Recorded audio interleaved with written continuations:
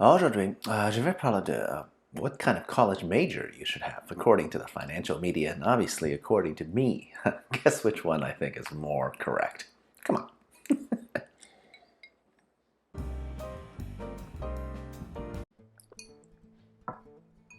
Hey, XenPuck here. Another day, another silly financial article to dissect, right? I was actually debating with myself on whether this topic fits fire. Obviously, my conclusion is that it does, at least tangentially speaking. So the basic question is, for younger people who are just starting to consider what possible future work grind they'd like to be in, what's the college major to choose? Here I think some stats are helpful, so I'll link an article from the dreaded CNBC. I mean, normally I have very little faith in that org, but hey, occasionally I can use a collection of facts to make a point, right? As I will today. So, article link below. So, the actual article basically breaks down the best and worst paying majors by mid-career, defined as the age 35 to 45. I think that's actually quite fair. Most articles that I've read about income are concerned with straight out of school pay, right? Which I find ridiculous. The vast majority of workers are not right out of school by definition, right? The majority would have a much more higher level of experience in the workplace somehow, right? So comparing mid-career income, I think, is much more reasonable. The actual best and worst pay majors by this criteria shouldn't surprise most people, but what I'm much more interested in is the why and how this reflects to somebody who might want to get to FIRE, right? Does higher paying jobs actually mean an easier time to getting to FIRE? That'll be what I can add to this conversation. If you like my rants on this subject, please comment, like, subscribe, share, and all that social media nonsense words that people say these days. Or whatever, okay? I'm rich enough for me, and we'll be great regardless.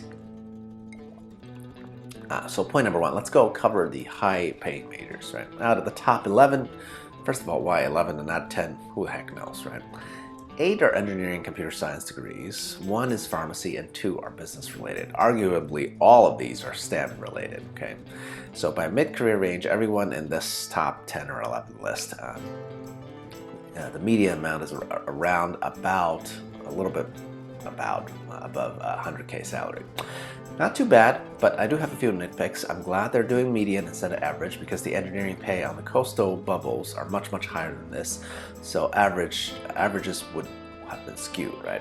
But I don't like, once again, they're using salary as the defining factor here. Salary hasn't been my main source of income since I was in my early 30s, okay? And I left the work grind by my late 30s.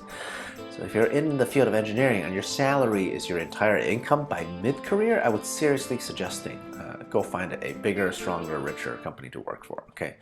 So I agree with the conclusion of this article generally, which is that STEM majors do pay a lot. So yes, I am saying 100K is still a lot anywhere in the United States, right? Because if you do happen to live in a high cost living area, like the Bay Area or New York City, then your pay should be much higher than these figures anyway. However, how do these translate to FIRE? Well, anecdotal evidence would actually suggest, no, it doesn't really necessarily translate into FIRE, okay? I mean, I was in a department at a giant tech company. My department probably had several hundred employees, and yet almost everyone was surprised to hear that I can retire early and choose to get out of the work grind entirely. Almost all the comments that I heard were from people who are astounded that I could accomplish that at my age, right, my mid to late 30s. And please know that literally everyone who's my peer at the same department, which I would imagine would be at least like 100 people out of the several hundred, they all got paid around the same range as me, so making more money certainly isn't the magic wand that we'd like to think it is. I'll get to the why part a little bit later. Okay. Number 2, now the depressing bit, low-paying majors. Okay.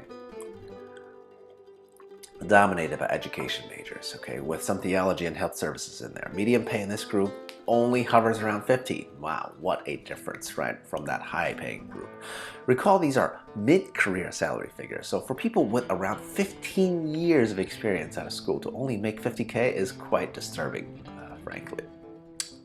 These figures illustrate how little we value our educators, and frankly, I'm not surprised. These days, so many educators are leaving that field, especially in this post-COVID times, right? These are horrifying figures. Unlike what I said about engineers who may work for stocks or bonuses from rich tech companies, teachers really have no such option, right? I have no idea whether teachers get a bonus, but my hunch is that even if they do get one, it's not a lot, right?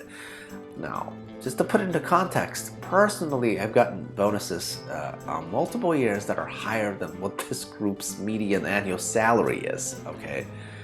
Yeah. Teachers definitely have it tough. There's no question about it. I don't feel bad about the theologians of the world, though. I mean, come on, if you're studying to be a man of God, hopefully money isn't a big priority for you. Womp womp.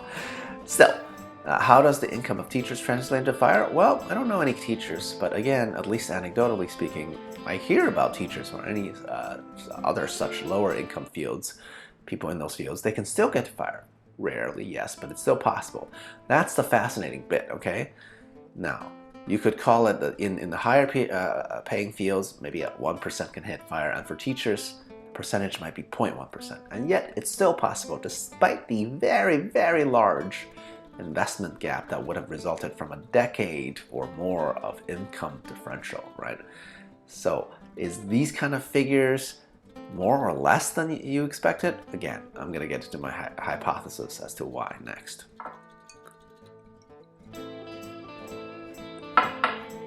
So point number 3, right? Some people think that all fire adherents make a lot of money. The reality is that making a lot helps to get to fire quicker. Absolutely, I cannot deny that. But just making a lot of money doesn't mean retiring early whatsoever, okay? I was in tech, and like I mentioned, lots of people that makes way more than 100K a year, and still, somehow, I know people who make that much and still live paycheck to paycheck, right? And on the low end, teachers can seem straight up poor comparatively, and yet some of them still make it to fire. How can this be? I think the reasoning is very, very simple, okay? Most people, no matter what money they make, just compare themselves to their immediate peers in their circle and end up copying the lifestyle inflation or deflation to their peers group, right? Engineers might be buying a new Tesla every year for no other reason except that their coworkers are doing the same, right? Whereas teachers know that their pay has sucked historically and still sucks now. Therefore, they penny pinch, since they've ever gotten into the field. Also, I need to mention that all STEM jobs are definitely concentrated in clusters. So many of these tech clusters are in the very highest cost of living areas, thus mitigating some of the effects of higher pay. Whereas teachers can be physically in any geographic location, may be able to save a little bit more if they're willing to sacrifice some amount of creature comforts, right? But the most important thing is simply having that fire mentality, right? People start investing young and always save some higher percentage of income than what the financial media tells them, then there are always going to be stories of people achieving higher fire, even with relatively low income throughout their entire lives. Look, now, I'm not saying that's the same thing as how I achieved fire. Not exactly, okay? After all, wifey and I, we just did our projected post-fire budget, like in case we're both not working. And our budget is like 120K, and that's for just 2 adults with no kids, right? The amount is plainly higher than what most teachers can make with a job, okay? We're talking about if we didn't have a job, either of us, that's how much money we projected to spend. So the post-fire lifestyle might be different depending on how you reach fire, but that shouldn't matter because, well, most people are only acclimated to the lives that they have led up to that point, right? So if you've never made a lot of money, you're never going to spend a lot of money, okay? So don't worry about how other people live. That's what I would suggest. So in conclusion, do I think college majors matter when it comes to how much money you make later on in life? Yes, it absolutely does. But does that mean that one cannot achieve fire without a STEM degree? Actually, then no, it doesn't mean that. Now, if you save at least 50%, no matter how much you make, ignore the lifestyle inflation that you will inevitably see with your friends and your peers, then anybody absolutely can get to fire, right? If your income is low, it might take a decade more, okay? So that might mean working 20 to 25 years. But still, that's still instead of the 50 to 100 years that the financial media would have you believe that you need to work, right? So even if you only retire when you're 50, that's still early, right? Who the heck wants to listen to a hag like Susie Orman who wants you to work until you die, right? It's just complete absurdity. Okay? Cheers. I'll approach it.